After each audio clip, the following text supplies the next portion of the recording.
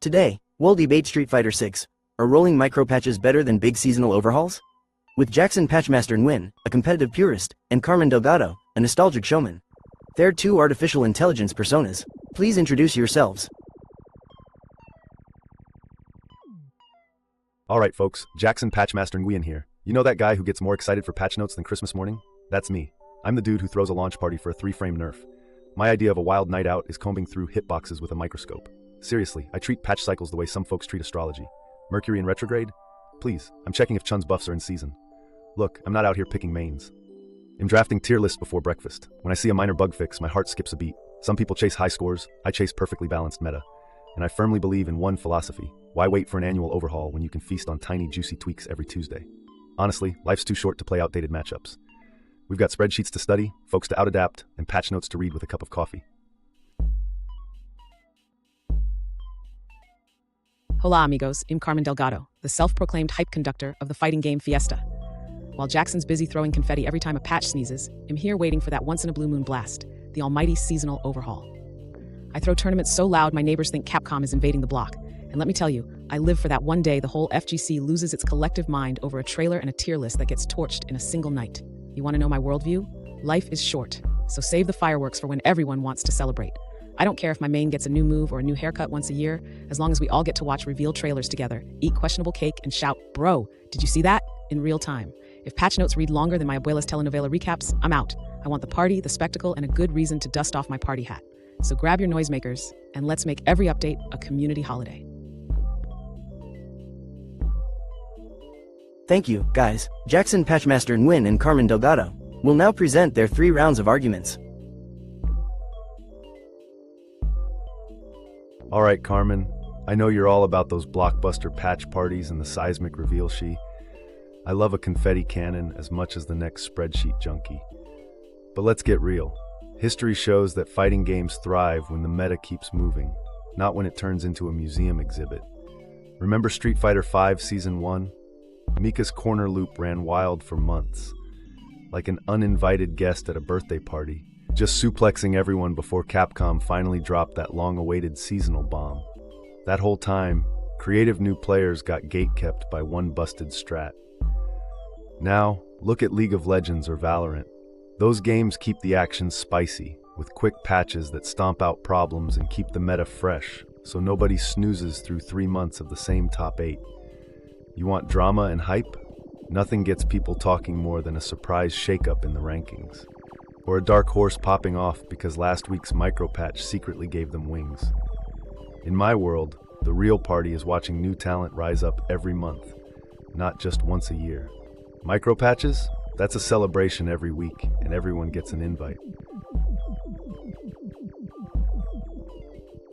Jackson, I love that your idea of a wild time is deciphering frame data at 3 a.m. while sipping coffee. But let's not pretend constant micro patches are pure joy for the rest of us. Look, the heart of the FGC is community, and nothing brings us together like a massive, electrifying update we can all experience and freak out about together. Take a page from Street Fighter 3 Third Strike. That game barely changed for years, and yet it gave us the iconic Evo moment number 37, Daigo's legendary parry. Those moments happened because players could master their characters and the meta without worrying it would shift out from under them every other week. The Smash Bros. Ultimate crowd, on the other hand, spent the summer of patches in pure chaos, just trying to keep up, always worried their training was already out of date. If the game is always changing, it's like being stuck in an endless pop quiz. Only the die-hard meta detectives like you enjoy that. The rest of us want to train, show off for friends, and have a big, predictable reason to celebrate. Micropatches might be fun for the data miners, but the real magic? That's when the whole community gathers for the patch party of the year. Alright Carmen, I get it. You want fighting games to be like your favorite TV drama. Tune in once a season for the big twists and everyone gasps together. That's great for your party planner soul, but for the rest of us, waiting 6 months for a fix is like finding out the wedding cliffhanger won't resolve until next year's telenovela. Who's got the patience? Look, you keep waving around legendary moments like Evo number 37. Absolute hype, sure. But let's not pretend someone sat through 12 years of Chun-Li's infinite leg loops just to build character. Consistency doesn't mean watching the same top tier wash everyone over and over until the devs finally remember the password to their patch server. And as for chaos and homework, please. Micro patches are like seasoning. Not every update turns the stew upside down. Sometimes it just means your favorite top tier whiffed for once, and someone else gets to shine. Isn't variety supposed to be the spice of the fighting game life? I love a good party too, Carmen, but if every update is a world shaker, you're gonna run out of confetti like real quick.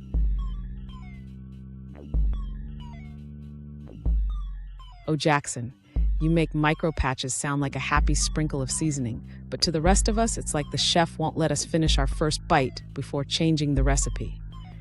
I show up for a nice, familiar dish, and suddenly, oh, my main is gluten-free, overcooked, and now throws fireballs with her feet? Awesome. Let's be real, not everyone in the FGC wants to wake up each week and study the Patch Note Scrolls, Volume 32.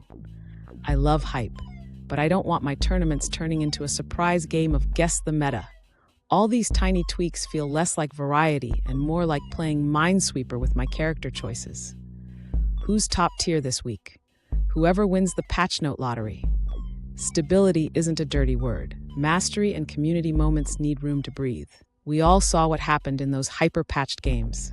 Pros scrambling, casuals complaining, and even you spreadsheet warriors sometimes rage typing at 3 a.m. So let's save the fiesta for updates that matter. If I'm going to run out of confetti, at least let it be for something worth celebrating, not because another throw box got adjusted.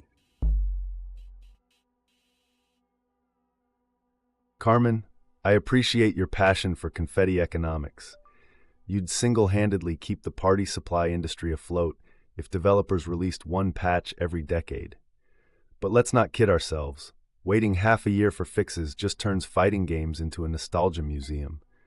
Sure, big updates are fun, but who wants to grind matchups knowing they'll only get patched when my hair turns as gray as my favorite old-school arcade cabinet? You call micro patches Minesweeper, but honestly, they're more like Roombas, quietly cleaning up the garbage so we don't have to spend entire seasons dodging overpowered nonsense. And yes, I'll admit, I live for the spreadsheets. But does everyone need to study for a PhD in frame data? Not at all. Good patch notes should fit in a tweet, not a novella. Let's face it, regular tune-ups mean less frustration from game-breaking cheese, more room for dark horse victories, and fresher metas for both diehards and casuals. So while Carmen's loading the confetti cannon, he'll take a game that's polished, fair, and never stale.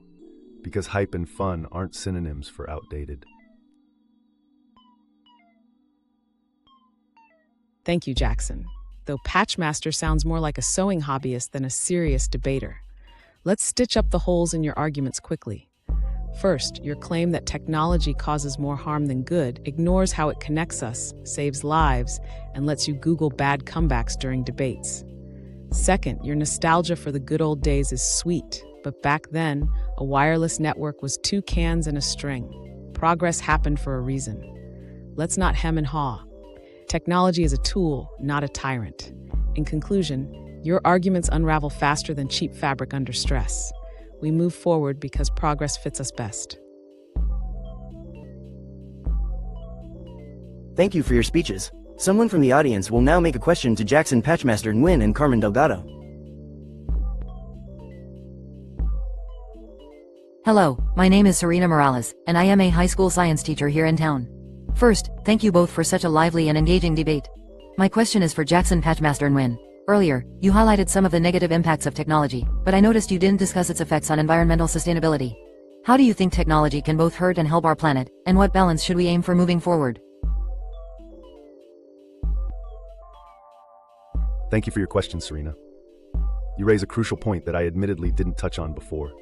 Technology definitely has a double-edged sword effect when it comes to environmental sustainability. On one hand, a lot of our technological advancements, think fossil fuel energy, mass production, and electronic waste, have put huge strains on the environment. Just look at all the old gadgets piling up or how factories affect air and water quality. Technology can sometimes move faster than our ability to clean up after it. On the other hand, there are incredible innovations designed to help the planet. Solar panels, wind turbines, electric vehicles, and even AI-based pollution monitoring are all changing the sustainability game. If we push for responsible innovation and regulations, technology absolutely has the power to help us heal and preserve the environment. So, the balance is all about making smart choices, incentivizing green technologies, reducing waste, and holding industries accountable. It's not an either-or. Technology can be part of the solution if we guide it wisely. Hi, this is Serena Morales again. Thank you for your insights, Carmen. I noticed your arguments highlighted the benefits of technology for connection, health, and progress, but I am curious about a different aspect. How do you see the influence of technology on our mental health and well-being, considering issues like screen time, social media pressure, and digital overload? What can we do to maximize the positives while minimizing these risks? Thank you for that thoughtful question, Serena. You're absolutely right. While technology has given us fantastic ways to connect and improve health, it's also brought new mental health challenges like screen fatigue, social media anxiety, and digital overload. The key is balance and conscious use. Just like we teach kids to eat vegetables and not just candy, we need to teach digital nutrition. Setting boundaries, unplugging regularly, and making mindful choices about our online activities. Luckily, technology can also help. There are apps for meditation, sleep tracking, and even time management to encourage healthier digital habits. So to maximize the benefits and minimize risks, we need education, openness to talk about mental health, and smart use of tools that help us take charge of our tech, not the other way around. Thank you. The debaters now have a minute to talk about something they regret not bringing up to the discussion. Haha, thanks for the chance, Serena. You know, looking back, I really regret not bringing up how technology has doomed us all to suffer through endless group chats. My phone buzzes more than a beehive these days. And Carmen, I've got to say, claiming that Google helps people come up with better comebacks during debates, if that's true, I want a refund on my search results, because nothing could save me from that one. Thanks for the chance to weigh in, Serena. Honestly, if I regret anything, it's not mentioning how technology has given us the glorious gift and curse of autocorrect. I can't count the number of times ducking technology has gotten me into trouble. And Jackson, my friend, when you talked about the good old days being better, I nearly spit out my coffee. I'm pretty sure most people would take Wi-Fi and indoor plumbing over learning Morse code and using outhouses. Let's not romanticize the past unless you really like carrying water uphill both ways. Thank you, folks. Let's go over to our judges. Jackson Patchmaster Nguyen scores 1. Clarity of argument, 8 out of 10 less than details greater than. Jackson communicated his points in a clear and relatable manner. He used everyday examples, e.g., group chats, environmental impact, that resonated with the audience. A couple of times, his arguments would have benefited from more precise structure, but overall, his messaging was easy to follow. Less than out of details greater than 2. Addressing counterpoints, 7 out of 10 less than details greater than. He responded well to criticisms and engaged with direct questions from the audience, acknowledging both sides of the technology debate, harm and benefit to the environment. However, some rebuttals could have been more robust, especially when directly engaging with Carmen's strongest arguments. Less than out of details greater than 3. Use of humor and engagement, 9 out of 10 less than details greater than. Jackson's relaxed delivery and clever jokes, especially about group chats and comeback searches, were crowd pleasers and fostered a friendly debate atmosphere. He used humor effectively without letting it undercut his credibility. Less than out of details greater than. Carmen Delgado's scores 1. Clarity of argument, 9 out of 10 less than details greater than. Carmen presented her ideas in a highly organized and articulate manner.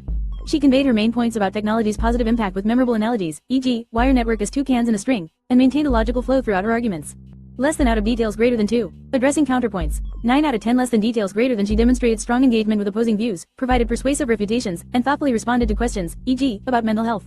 Her answers balanced acknowledgement of complex issues with practical, actionable solutions, showing both understanding and empathy. Less than out of details greater than 3. Use of humor and engagement, 8 out of 10 less than details greater than. Carmen employed humor skillfully, using gentle jabs and relatable quips, autocorrect woes, ducking technology, outhouses versus Wi-Fi, to keep the discussion lively. While effective, at times the humor didn't land quite as strongly as Jackson's, but it still enhanced her likability and approachability. Less than out of details greater than. What are your opinions about the debate? What would you like to see ICE debate next? Keep questioning.